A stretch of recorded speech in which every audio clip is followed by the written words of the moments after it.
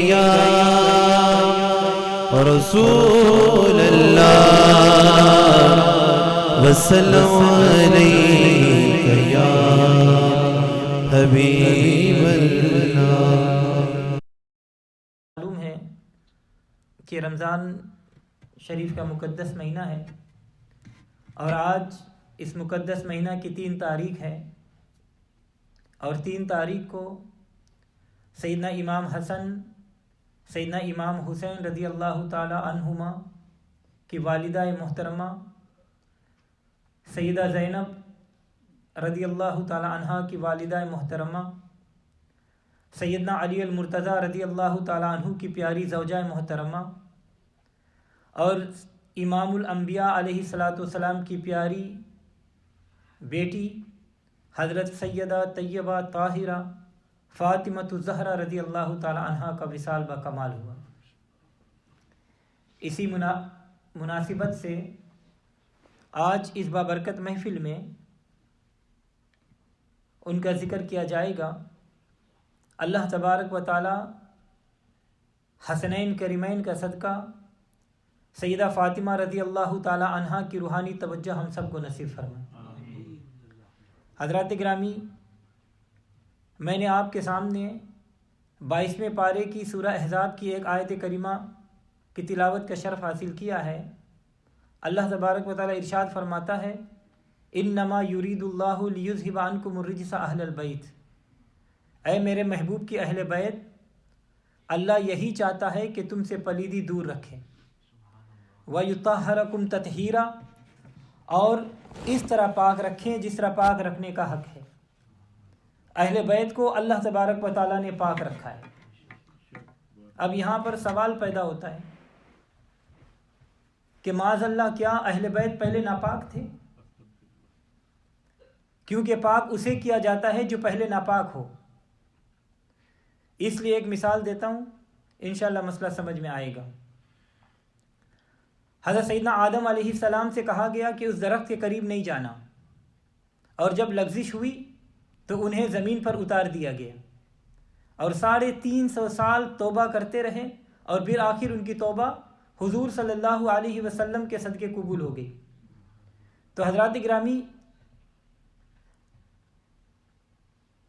تو یہ ماننا پڑے گا کہ حضرت آدم علیہ السلام سے بتقاضائے بشریت لغزش ہوئی، لیکن اس لغزش کے تحت اگر کوئی آدم علیہ السلام پر تنقید کرے تو دائرہ اسلام سے خارج ہے۔ اللہ تبارک و تعالیٰ کو پتہ تھا کہ کچھ لوگ بعد میں ایسے ہوں گے جو اہل بیت پر تنقید کریں گے کہ معاذ اللہ سیدہ فاطمہ الزہرا رضی اللہ تعالی عنہا کھجوریں لینے کے لیے دربار میں گئی، کوئی حضرت علی پر تنقید کرے گا، کوئی حضرت امام حسن پر تنقید کرے گا، کوئی امام حسین پر تنقید کرے گا۔ تو اللہ تبارک و تعالیٰ نے فرما دیا، انما یرید اللہ لیذھب عنکم الرجس اہل البیت ویطہرکم تطہیرا، کہ اے اہل بیت، اللہ تو یہی چاہتا ہے کہ تم سے ہر نجس کو دور کر دے اور خوب پاک اور صاف کر دے۔ تو ان کو اللہ تبارک و تعالیٰ نے پاک کیا ہے۔ اب اگر کوئی ان پر تنقید کرے تو دائرہ اسلام سے خارج ہے۔ جیسے حضرت آدم علیہ السلام پر تنقید کرنے والا کافر ہے، ویسے ہی اہل بیت پر تنقید کرنے والا دائرہ اسلام سے خارج اور وہ کافر ہے۔ اب یہ اہل بیت کون ہے؟ ایک گروپ کا یہ خیال ہے کہ حضور صلی اللہ علیہ وسلم کی صرف ازواج محترات ہی اہل بیت ہے، جبکہ حضرت علی، حضرت فاطمہ، حضرت امام حسن، امام حسین رضی اللہ تعالیٰ عنہ اہل بیت نہیں۔ اور اس گروپ کو کیا کہتے ہیں؟ وہابی دیوبندی۔ اور دوسرا شیعہ، یہ کہتے ہیں کہ نبی صلی اللہ علیہ وسلم کی پیاری بیویاں اہل بیت نہیں، بلکہ صرف حضرت علی، حضرت فاطمہ، حضرت امام حسن، امام حسین رضی اللہ تعالیٰ عنہ ہی اہل بیت ہے، باقی کوئی اہل بیت نہیں۔ اور ہم الحمدللہ اہل سنت و جماعت سب کے غلام ہیں۔ ہم اللہ کے قرآن کو بھی مانتے ہیں، ہم نبی صلی اللہ علیہ وسلم کے فرمان کو بھی مانتے ہیں۔ قرآن کریم میں جہاں آیت تطہیر موجود ہے، وہاں پہلے اور بعد میں نبی صلی اللہ علیہ وسلم کی پیاری بیویوں کا ذکر ہے، اور لفظ موجود ہے یا نساء النبی، اے نبی پاک کی بیویوں۔ تو قرآن سے معلوم ہوا کہ نبی پاک کی بیویاں اہل بیت ہیں۔ ہم جس طرح قرآن کو مانتے ہیں اسی طرح نبی پاک صلی اللہ علیہ وسلم کے فرمان کو بھی مانتے ہیں۔ مسلم شریف کی حدیث میں ہے کہ ایک دن حضور صلی اللہ علیہ وسلم نے حضرت علی، سیدہ فاطمہ، امام حسن اور امام حسین رضی اللہ تعالیٰ عنہ کو لیا، اور پھر سیدنا امام حسن اور امام حسین کو اپنے گود مبارک پر بٹھایا، اور حضرت علی اور فاطمہ رضی اللہ تعالیٰ عنہ کو اپنے گود کے قریب بٹھا دیا، اور پھر اوپر چادر اڑا دی۔ چادر اوڑھ کر اللہ تعالیٰ سے دعا کی کہ یا اللہ، اللہم ہؤلاء اہل بیت، یا اللہ یہ بھی میرے اہل بیت ہے، ان کو بھی اس طرح پاک رکھنا جس طرح پاک رکھنے کا حق ہے۔ تو حدیث شریف سے پتہ چلا کہ یہ بھی حضور صلی اللہ علیہ وسلم کی اہل بیت ہے۔ اب مجھے یوں لگتا ہے کہ نبی صلی اللہ علیہ وسلم نے ان کو چادر میں لے لیا۔ گھر والی بیوی کو کہتے ہیں اور بچوں کو گھر والے کہا جاتا ہے، جبکہ شادی شدہ بیٹی کو گھر والوں میں شامل نہیں کیا جاتا۔ مجھے یوں لگتا ہے کہ نبی صلی اللہ علیہ وسلم نے سوچا ہوگا کہ ایک وقت ایسا آئے گا کہ لوگ سیدہ فاطمہ اور ان کے شوہر اور ان کی اولاد کو اہل بیت نہیں مانیں گے، اس لیے حضور صلی اللہ علیہ وسلم نے مہر لگا دی کہ یہ بھی میرے اہل بیت ہے۔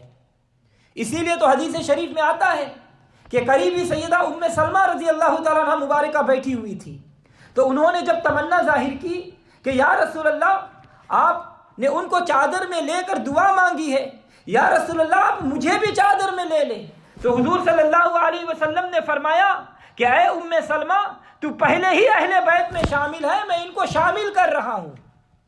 تو حدیث شریف میں آتا ہے کہ حضور صلی اللہ علیہ وسلم لگاتار 6 مہینہ تک جب بھی فجر کی نماز کے لیے آپ تشریف لے جاتے تو سیدہ فاطمہ رضی اللہ تعالی عنہا کے دروازے پر کھڑے ہو کر نماز کی تیاری کا پیغام دیتے۔ آپ فرماتے کہ اے اہل بیت، نماز کی تیاری کرو، اور پھر یہ آیت مبارکہ تلاوت فرماتے، انما یرید اللہ لیذھب عنکم الرجس اہل البیت۔ اللہ تو یہی چاہتا ہے کہ اے اہل بیت تم سے ہر ناپاکی کو دور فرما دے۔ آج کل چونکہ پروپیگنڈا بہت زیادہ ہو گیا ہے، اس لیے لوگ عدل اور انصاف کا دامن کو چھوڑ دیتے ہیں۔ کئی لوگ عظمت صحابہ بیان کرتے ہیں لیکن عظمت اہل بیت نہیں بیان کرتے۔ اگر عظمت اہل بیت کو مانتے بھی ہیں لیکن پھر بھی بیان نہیں کرتے ہیں کہ کہیں لوگ ہمیں شیعہ نہ کہیں کہ یہ تو حضرت علی کی شان بیان کرتا ہے، یہ تو سیدہ فاطمہ کی شان بیان کرتا ہے، یہ تو حسنین کریمین کی شان بیان کرتا ہے۔ اور دوسری طرف کچھ لوگ ایسے بھی ہیں جو شان اہل بیت بیان کرتے ہیں مگر صحابہ کی شان بیان نہیں کرتے۔ رب کعبہ کی قسم، رب محمد کی قسم، صرف ہم اہل سنت و جماعت ہیں جو اہل بیت کا بھی غلام ہیں اور صحابہ اکرام کے بھی غلام ہیں۔ اور نبی پاک صلی اللہ علیہ وسلم مبارک نے ارشاد فرمایا کہ اے لوگو، میرے صحابہ ستاروں کی مانند ہے، میرے جس صحابی کا بھی دامن پکڑو گے جنت میں چلے جاؤ گے۔ کہ میرے صحابہ یہ ہدایت کے چمکتے دمکتے ستارے ہیں۔ اور ایک طرف تو نبی صلی اللہ علیہ وسلم نے اپنے صحابہ اکرام کی عظمت یوں بیان فرمائی، اور دوسری طرف اہل بیت کا ذکر یوں فرمایا کہ اے لوگو، میری اہل بیت کی مثال کشتی نوح کی طرح ہے۔ جس طرح حضرت نوح علیہ السلام کی کشتی پہ جو سوار ہو گیا وہ بچ گیا اور جو پیچھے رہ گیا وہ برباد ہو گیا۔ تو حضرات گرامی، صحابہ ستارے ہیں اور اہل بیت کشتی ہے۔ حضور صلی اللہ علیہ وسلم نے فرمایا کہ جو میرے اہل بیت کی محبت کی کشتی پر بیٹھے گا وہ جنت میں چلا جائے گا، اور جو اس میں سواری نہیں کرے گا اور میری اہل بیت سے محبت نہیں کرے گا، نبی صلی اللہ علیہ وسلم نے فرمایا کہ وہ جنت کی خوشبو بھی نہیں سونگے گا۔ حضور صلی اللہ علیہ وسلم کی ایک اور حدیث مبارکہ سنیے۔ میرے آقا علیہ الصلوۃ والسلام مبارک نے ارشاد فرمایا کہ اگر کوئی آدمی کعبۃ اللہ چلا جائے اور رکن یمنی اور حجر اسود کے درمیان کھڑا ہو کر ساری زندگی نماز پڑھے اور روزے رکھے لیکن میری اہل بیت سے بغض رکھے گا تو نہ اس کی نماز قبول ہوگی اور نہ روزہ قبول ہوگا، وہ سیدھا جہنم میں چلا جائے گا۔ تو حضرات گرامی، یہ احادیث پڑھ کر نتیجہ یہی نکلتا ہے کہ اہل بیت سے بغض رکھنے والا جنت میں نہیں بلکہ جہنم میں جائے گا۔ ایک طرف نبی صلی اللہ علیہ وسلم مبارک ارشاد فرمایا کہ میرے صحابہ ہدایت کے چمکتے دمکتے ستارے ہیں، جو کسی صحابی کے دامن سے وابستہ ہو جائے گا وہ جنت میں چلا جائے گا۔ اور دوسری طرف ارشاد فرمایا کہ بچے گا وہی جو میری آل اطہار کی محبت کی کشتی میں بیٹھے گا، اور جو آل پاک کی محبت و معدت کی کشتی میں نہیں بیٹھے گا وہ تباہ اور برباد ہو جائے گا۔ تو میں قربان جاؤں امام فخر الدین رازی رحمۃ اللہ علیہ پر، اللہ تبارک و تعالیٰ آپ کی قبر پر کروڑوں رحمتیں نازل فرمائے۔ امام اہل سنت امام فخر الدین رازی رحمۃ اللہ علیہ فرماتے ہیں کہ اللہ کا اہل سنت و جماعت پر کرم ہے کہ ان کے ایک ہاتھ میں اہل بیت کا دامن ہے اور دوسرے ہاتھ میں صحابہ اکرام کا دامن ہے۔ تو حضرات گرامی، پہلے وقتوں میں جب لوگوں نے سمندری سفر کرنا ہوتا تھا تو سمندر پار جانا ہوتا تھا تو ستاروں سے راستہ کی مدد لیتے تھے اور کشتی میں بیٹھ کر ستاروں کی مدد سے سمندر پار چلے جاتے تھے۔ تو بتائیے کہ اگر کوئی کشتی پر نہ بیٹھے اور وہ ساری رات ستارہ کو دیکھتا رہے تو کیا وہ سمندر پار چلا جائے گا؟ نہیں۔ اور اگر کوئی کشتی پر بیٹھ کر ستارے سے مدد نہ لے، صحیح راستے کا تعین نہ کرے، کیا تو وہ ادھر ادھر جانے سے بھی کبھی وہ منزل پر پہنچ سکتا ہے؟ نہیں پہنچ سکتا۔ تو حضرات گرامی، ستاروں کا دامن بھی اہل سنت کے ہاتھ میں ہے اور پار جانے کے لیے کشتی بھی اہل سنت کے پاس ہے، اور اہل سنت صحابہ اکرام کے دامن سے وابستہ ہے۔ ہم صدیق اکبر سے رہنمائی لیتے ہیں، ہم فاروق اعظم سے رہنمائی لیتے ہیں، ہم عثمان غنی سے رہنمائی لیتے ہیں، ہم علی مرتضیٰ سے رہنمائی لیتے ہیں۔ اللہ تبارک و تعالیٰ قرآن پاک میں ارشاد فرماتا ہے وَإِنْ آمَنُوا بِمِثْلِ مَا آمَنْتُمْ بِهِ فَقَدِ اهْتَدَوْا، اے لوگو جنت میں وہ جائے گا جس کا عقیدہ میرے نبی کے صحابہ جیسا ہوگا۔ قرآن پاک کے پہلے پارہ میں اللہ تعالیٰ نے فرمایا، اس لیے صحابہ سنیوں کے سردار ہیں۔ حضور صلی اللہ علیہ وسلم نے ارشاد فرمایا کہ میرے اہل بیت سے محبت کرنا، اسی لیے سنی حضرت علی کا رضی اللہ تعالیٰ عنہ کا غلام ہے، اسی لیے سنی سیدہ فاطمہ کا غلام ہے، اسی لیے سنی امام حسن کا بھی غلام ہے، اسی لیے سنی امام حسین کا بھی غلام ہے، بلکہ جو بھی نبی پاک کا ہو گیا سنی اس کا بھی غلام ہے۔ اور اہل بیت سے محبت کوئی معمولی بات نہیں، آل سے محبت و معدت حضور صلی اللہ علیہ وسلم نے خود طلب فرمائی ہے۔ حجت الوداع کا موقع ہے، حضور صلی اللہ علیہ وسلم نے آخری حج فرمایا، 9 ذی الحجہ ہے، عرفات کا میدان ہے، حضور صلی اللہ علیہ وسلم اپنی اونٹنی پر جلوہ گر ہے۔ حضرات گرامی، وہ کیسا منظر ہوگا، وہ کیسا عظیم اجماع ہوگا۔ حضور کا وصال ربیع الاول میں ہے، اور یہ حضور صلی اللہ علیہ وسلم کے وصال سے 3 ماہ پہلے کی بات ہے۔ نبی پاک صلی اللہ علیہ وسلم نے صحابہ اکرام سے فرمایا کہ اے میرے صحابہ، میں تمہارے درمیان 2 چیزیں چھوڑ کے جا رہا ہوں، ایک کتاب اور دوسری میری اہل بیت۔ حضرات گرامی، اہل بیت اور قرآن، حضور نے فرمایا کہ تمہارے ان دونوں کو میں چھوڑے کے جا رہا ہوں، ان دونوں کو اگر تم نے مضبوطی سے پکڑے رکھا تو کبھی گمراہ نہیں ہوگے۔ اب اس لیے ضروری ہو گیا کہ حضور کے اس ارشاد کی روشنی میں کہ گمراہ فرقے کی پہچان یہی ہے کہ اگر اس نے اہل بیت کا دعویٰ کیا تو کوئی لوگ قرآن کو چھوڑ دیا، اور کچھ لوگوں نے قرآن کو دعویٰ کیا تو اہل بیت کو چھوڑ دیا، اور یہی باطل فرقے کی پہچان ہے۔ اگر آسان لفظ میں کہوں تو وہابیوں نے قرآن کو پکڑ لیا، اہل بیت کو چھوڑ دیا، شیعوں نے اہل بیت کو پکڑ لیا تو قرآن کو چھوڑ دیا۔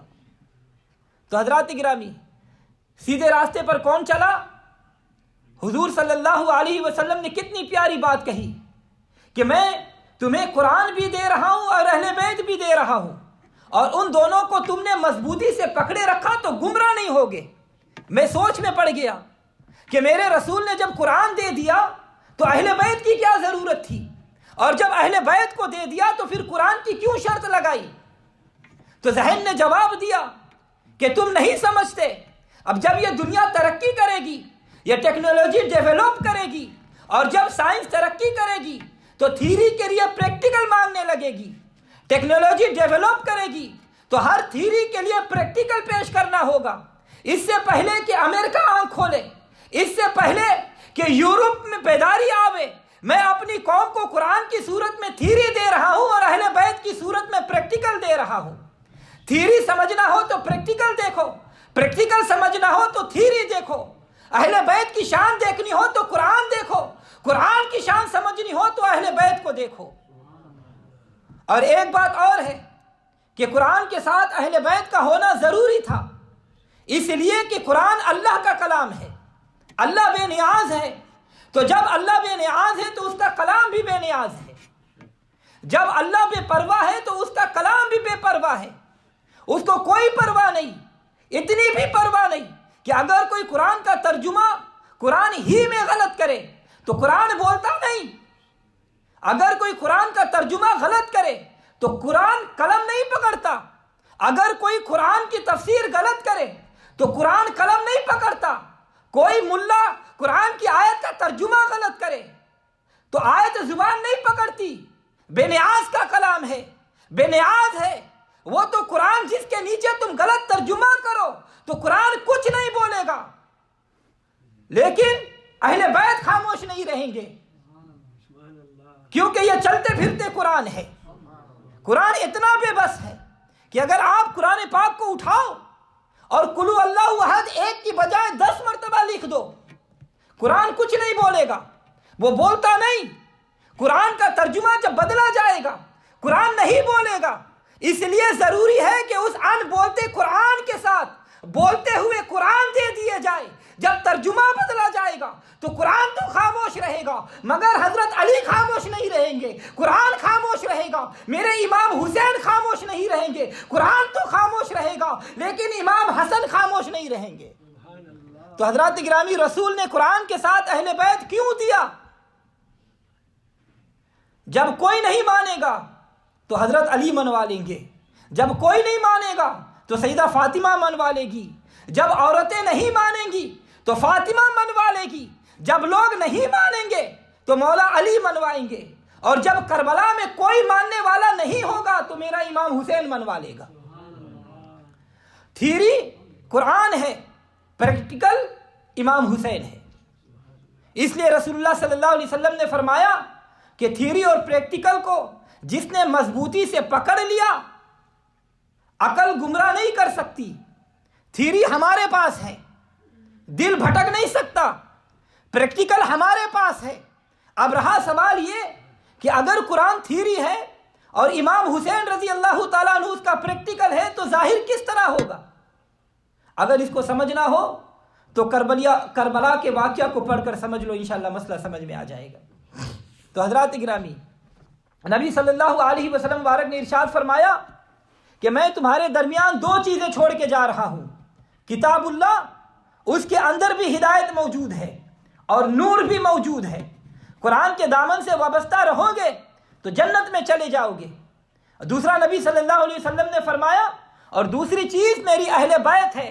لوگوں، میں اپنے اہل بیت کے بارے میں تمہیں خدا یاد کراتا ہوں کہ اللہ کا خوف کرنا اور میری اہل بیت سے وابستہ رہنا۔ تو حضرات گرامی دیکھو، ہم نے انہیں دیکھا نہیں لیکن پھر بھی ان کی محبت میں فدا ہو رہے ہیں۔ ہم نے ایک صحابہ ہے جو حضور صلی اللہ علیہ وسلم کے وفادار ہے، حضور صلی اللہ علیہ وسلم کے جانثار ہے، اور دوسرے اہل بیت ہیں جن سے حضور صلی اللہ علیہ وسلم کو پیار ہے۔ ایک مرتبہ مجنو لیلا کی گلی میں چلا گیا، وہ گلی کو چومنے لگا، لوگوں نے کہا کہ تم پاگل ہو گئے ہو، دیوانہ ہو گئے ہو۔ تو مجنو نے کہا کہ میں پاگل نہیں ہوا، میں محب ہو گیا ہوں، کیونکہ جس کو کسی سے پیار ہوتا ہے تو پھر اس کی گلی سے بھی پیار کرتا ہے، اس کے گھر سے بھی پیار کرتا ہے۔ تو جس کو پیار ہوتا ہے تو وہ یار کی ہر چیز سے پیار کرتا ہے، تو پھر یار کیسا؟ حضور صلی اللہ علیہ وسلم مبارک نے ارشاد فرمایا کہ اللہ سے پیار کرو۔ صحابہ اکرام نے کہا یا رسول اللہ سے پیار کرنے کی وجہ؟ رسول اللہ صلی اللہ علیہ وسلم نے فرمایا اللہ تمہیں رزق دیتا ہے، تمہیں نعمتیں اللہ سے ملتی ہے، تمہیں کھانا اللہ دیتا ہے، کیا تم اس سے محبت نہیں کرو گے؟ جو تمہیں پالتا ہے، جو تمہیں سنبھالتا ہے، اللہ سے محبت کرو۔ اللہ تبارک و تعالیٰ نے فرمایا کہ میرے محبوب سے محبت کرو۔ حضور صلی اللہ علیہ وسلم نے فرمایا کہ مجھ سے محبت اس لیے کرو کہ یہ اللہ سے محبت کا تقاضا ہے، اور مجھ سے محبت کا تقاضا یہ ہے کہ میری اہل بیت سے محبت کرو۔ تو صحابہ نے عرض کیا یا رسول اللہ اہل بیت سے محبت کریں گے تو ہمیں کیا ملے گا؟ تو آپ صلی اللہ علیہ وسلم مبارک نے ارشاد فرمایا کہ جس نے مجھ سے محبت کی اور ان دونوں سے محبت کی۔ یہ دونوں کون ہیں؟ حسن اور حسین۔ کتنے ہو گئے؟ 3۔ یعنی نبی صلی اللہ علیہ وسلم، امام حسن، امام حسین۔ پھر نبی پاک صلی اللہ علیہ وسلم مبارک نے ارشاد فرمایا جس نے ان سے محبت کی اور ان کے باپ سے محبت کی۔ حضرت علی سمیت کتنے ہو گئے؟ 4۔ بولو تو سے۔ اور جس نے امام حسن، امام حسین کی والدہ سے محبت کی، یہ کل ہو گئے 5۔ نبی صلی اللہ علیہ وسلم مبارک نے فرمایا جو ان 5 سے محبت کرے گا وہ قیامت کے دن میرے ساتھ ہوگا۔ ارے حضرت علی سے محبت ہم کیوں نہ کریں؟ سیدہ فاطمہ سے محبت ہم کیوں نہ کریں؟ حسنین کریمین سے ہم محبت کیوں نہ کریں؟ اللہ کے محبوب سے ہم محبت کیوں نہ کریں؟ نبی صلی اللہ علیہ وسلم نے ارشاد فرمایا کہ ان سے محبت کرو۔ حضور صلی اللہ علیہ وسلم نے ارشاد فرمایا کہ جس نے پنجتن پاک سے محبت کی وہ قیامت کے دن میرے ساتھ ہوگا، میرے درجے میں ہوگا۔ اب کسی کی مرضی وہ محبت کرے، کس کی مرضی محبت نہ کرے۔ تو حضرات گرامی ایک مرتبہ یہی حدیث مبارکہ پڑھی تو ایک اہل بیت، محب اہل بیت کہ قیامت کے دن حضور صلی اللہ علیہ وسلم کے ساتھ ہوگا، ان کے درجے میں ہوگا۔ تو کسی نے کہا کہ مولانا یہ مسئلہ کچھ سمجھ میں نہیں آیا کہ اہل بیت سے محبت کرنے والا جنت میں نبی صلی اللہ علیہ وسلم کے درجے میں ہوگا، کیا نبی صلی اللہ علیہ وسلم کا درجہ کسی کو مل سکتا ہے؟ میں نے کہا نہیں، سوال ہی پیدا نہیں ہوتا، کسی کو بھی نہیں مل سکتا۔ پھر حضور صلی اللہ علیہ وسلم کا فرمان کہ پنجتن پاک سے محبت کرنے والا میرے ساتھ ہوگا، میرے ہی درجے میں ہوگا۔ تو میں نے کہا کہ بات تو بالکل ٹھیک ہے، بالکل صحیح ہے کہ نبی صلی اللہ علیہ وسلم کا درجہ کسی کو نہیں مل سکتا، لیکن پنجتن پاک سے محبت کرنے والا اسی درجے میں ہوگا۔ تو وہ کہنے لگا یہ کیسے؟ تو میں نے کہا کہ میں آپ کو ایک مثال کے ذریعے سمجھاؤں گا، ایک مثال دیتا ہوں، انشاءاللہ آپ حضرات کو سمجھ میں آ جائے گا۔ مجھے بتائیں، میں سوال کرتا ہوں کہ جسٹن ٹروڈو کہاں رہتا ہے؟ اوٹاوا میں رہتا ہے۔ کہاں پر رہتا ہے؟ پارلیمنٹ ہاؤس میں رہتا ہے؟ نہیں جی، جسٹن ٹروڈو پارلیمنٹ ہاؤس میں رہتا ہے، اپنے گھر وہیں پہ رہتا ہے۔ تو پرائم منسٹر اپنے بنگلے میں اکیلے رہتا ہے یا نوکر وغیرہ بھی ہوتے ساتھ میں؟ ان کے ساتھ نوکر بھی ہوتے ہیں، تو ان کے ساتھ نوکر چاکر بھی ہوتے ہیں نا۔ تو دیکھیں دروازہ ایک ہے، اسی دروازے سے وہ پرائم منسٹر اندر جاتے ہیں اور اسی دروازے سے نوکر بھی اندر جایا کرتا ہے۔ فرق صرف یہ ہے کہ پرائم منسٹر بنگلے میں پرائم منسٹر بن کے رہتا ہے اور نوکر بھی اسی بنگلے میں رہتے ہیں، مگر وہ نوکر بن کر رہتے ہیں۔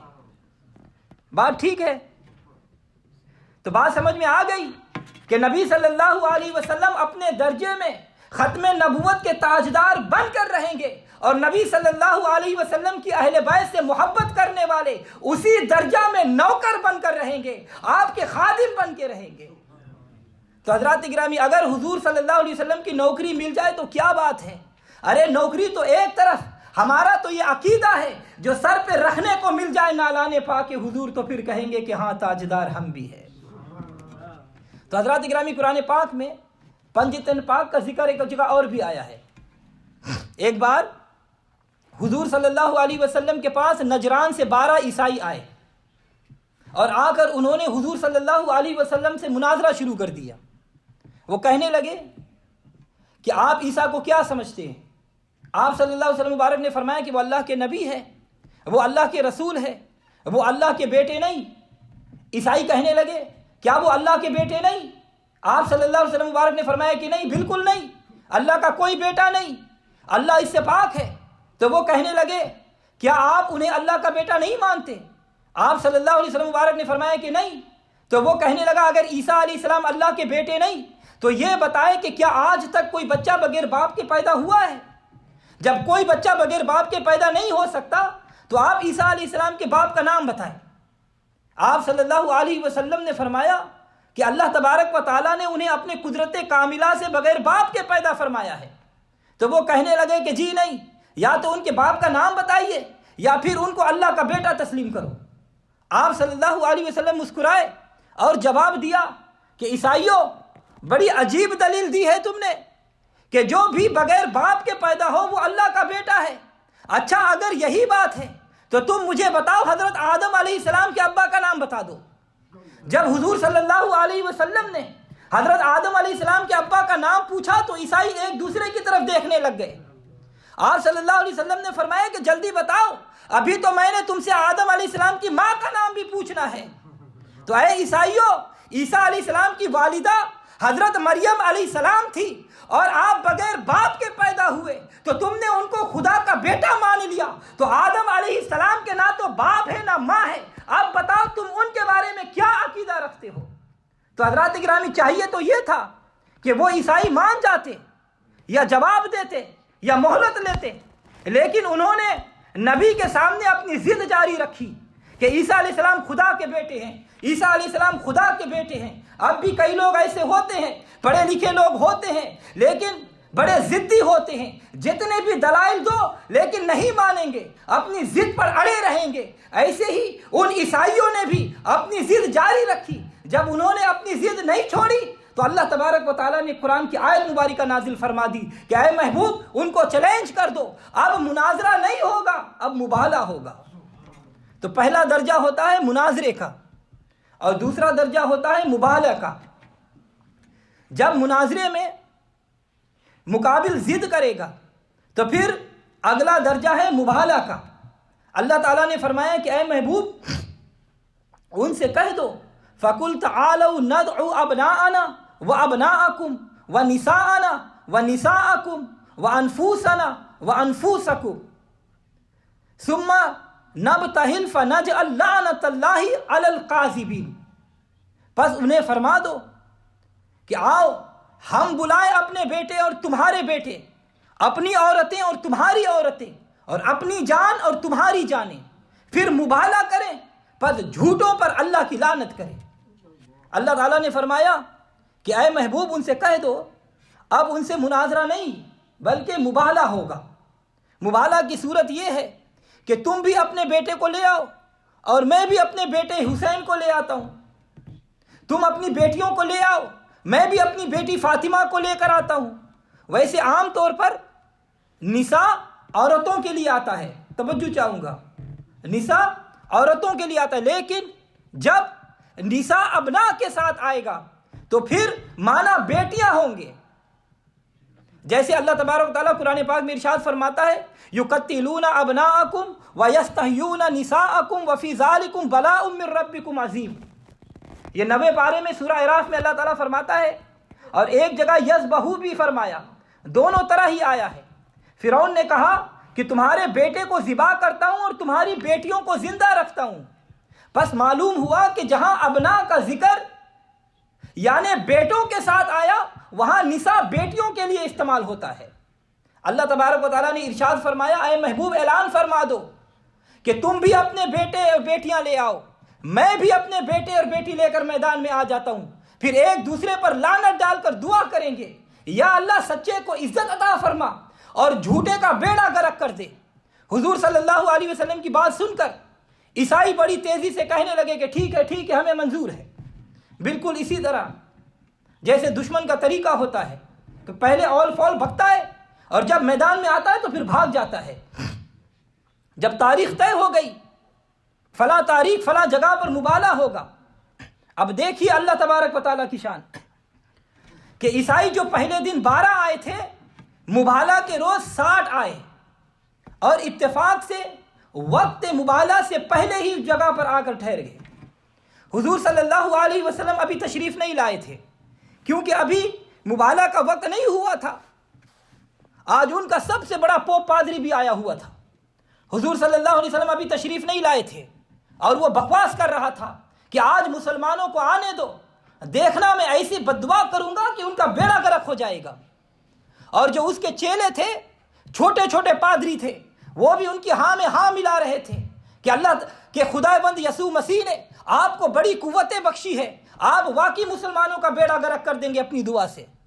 تو حضرات گرامی، ادھر تو عیسائی بڑھ بڑھ کی باتیں کر رہے تھے، ادھر اللہ تبارک و تعالیٰ کا محبوب جلوہ گر ہو گیا، حضور کی شان سے تشریف لائے۔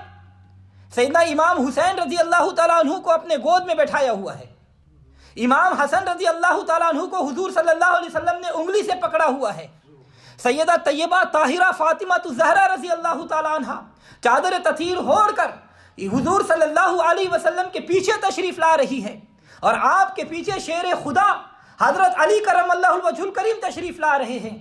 شاہ مردہ، شیر یزدہ، قوت پروردگار، لا فتح الا علی، لا سیف الا ذوالفقار۔ پنجتن پاک کا یہ نورانی قافلہ جب مقابلے کے لیے میدان میں داخل ہوا تو جب پوپ کی نظر اس نورانی قافلے پر پڑی تو وہ اپنی جگہ سے کھڑا ہو گیا۔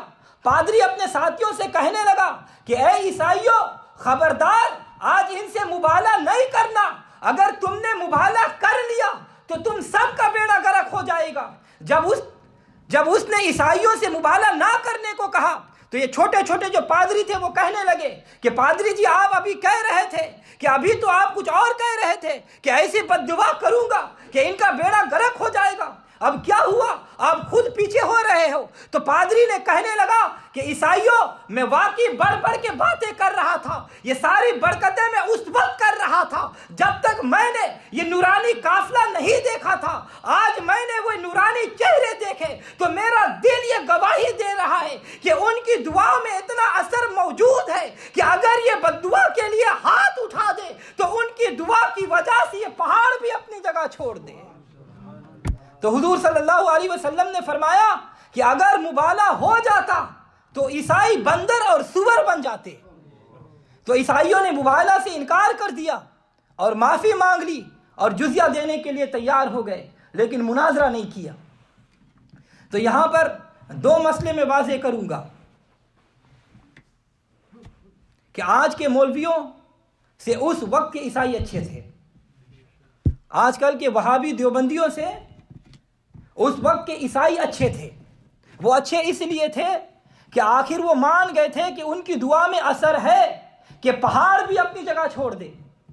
اور یہ مولوی وہابی دیوبندی داڑھی رکھ کر منبر پر بیٹھ کر تقریر کرتا ہے کہ ان کے چاہنے سے کچھ نہیں ہوتا۔ ان کی کتابوں میں یہ لکھا ہے کہ رسول کے چاہنے سے کچھ نہیں ہوتا۔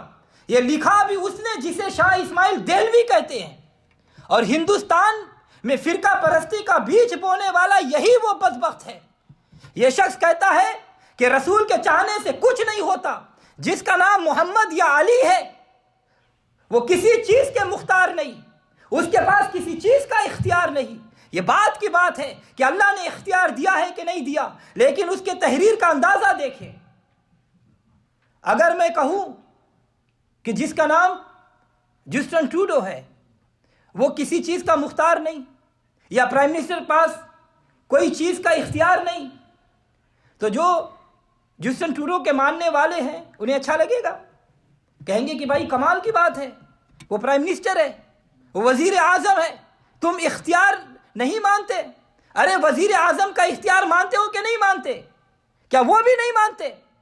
یقیناً وزیر اعظم کے اختیار مانتے ہیں، اور جب وزیر اعظم کا اختیار مانتے ہو تو پھر غور کرو جو ساری کائنات کا بادشاہ ہے، جو ساری کائنات کا شہنشاہ ہے، اس کا اختیار نہیں مانتے تو پھر میں بالکل ٹھیک کہتا ہوں کہ تم سے اس وقت کے عیسائی اچھے تھے جو کم سے کم مان گئے تھے۔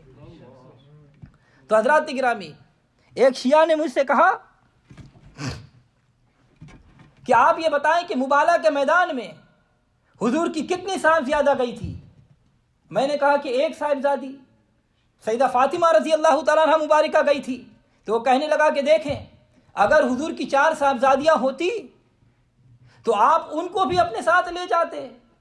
میں نے کہا کہ سوال تو بالکل آپ کا ٹھیک ہے، اب اس کا جواب بھی سنو۔ حضور صلی اللہ علیہ وسلم کی 4 صاحبزادیاں ہیں، کتنے؟ شیعہ نہیں مانتے، وہ ایک کو مانتے ہیں صرف۔ حضور کی 4 صاحبزادیاں ہیں، سب سے بڑی صاحبزادی کا نام سیدہ زینب ہے، اور دوسری بیٹی کا نام سیدہ رقیہ ہے، اور پھر تیسری بیٹی کا نام ام کلثوم ہے، اور چوتھی بیٹی سیدہ فاطمہ الزہرا رضی اللہ تعالیٰ عنہ ہے۔ اور حضور صلی اللہ علیہ وسلم کی صاحبزادی سیدہ رقیہ کا انتقال 2 ہجری میں ہوا۔ کتنے ہجری میں؟ 2 ہجری میں ہوا۔ اور دوسری صاحبزادی جو سب سے بڑی تھی سیدہ زینب رضی اللہ تعالیٰ عنہ، ان کا انتقال 8 ہجری میں ہوا۔ اور تیسری بیٹی سیدہ ام کلثوم رضی اللہ تعالیٰ عنہ، ان کا وصال 9 ہجری میں ہوا، اور یہ مباہلہ 10 ہجری میں ہوا۔ تو جو صاحبزادی اس وقت باحیات تھی، میرے آقا ان کو لے گئے۔ رب کعبہ کی قسم، اگر آپ کی بیٹیاں باحیات اس وقت ہوتی تو حضور ان کو بھی لے کر جاتے ہیں۔ تو سیدہ فاطمہ رضی اللہ تعالیٰ عنہ کا مقام تو تمام عالمین کی عورتوں سے سب سے زیادہ ہے۔ اللہ تعالیٰ کی بارگاہ میں دعا کریں کہ ہمیں بنت رسول سیدہ فاطمہ رضی اللہ تعالیٰ عنہ کا سچا غلام بنائے۔